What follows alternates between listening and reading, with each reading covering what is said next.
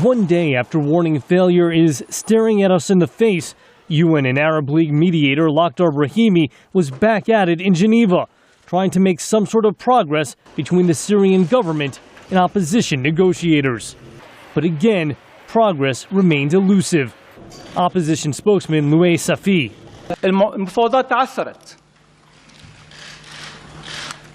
Talks are at an impasse. We have reached a point which we cannot overcome without the presence of another team who is willing to deal with a peaceful solution. Still, Syrian Deputy Foreign Minister Faisal Mekdad said he was open to more talks, despite reservations. I think those who do not give a chance for discussion and agreement on combating terrorism are definitely not part of the Syrian people.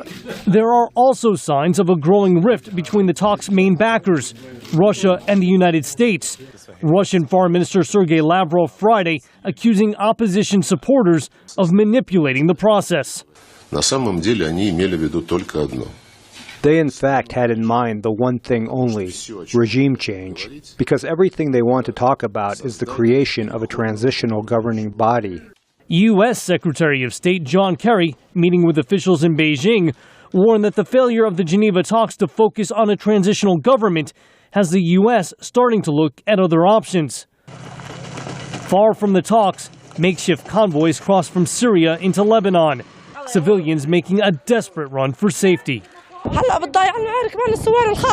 We did not sleep for 3 days.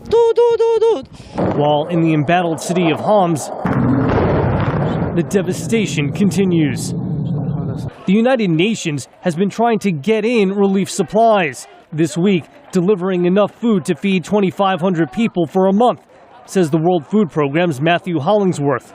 Is it enough? We don't believe it. But is it something? It certainly is. In the meantime, the exodus from Homs and from Syria continues for those lucky enough to survive. Jeff Seldin, VOA News.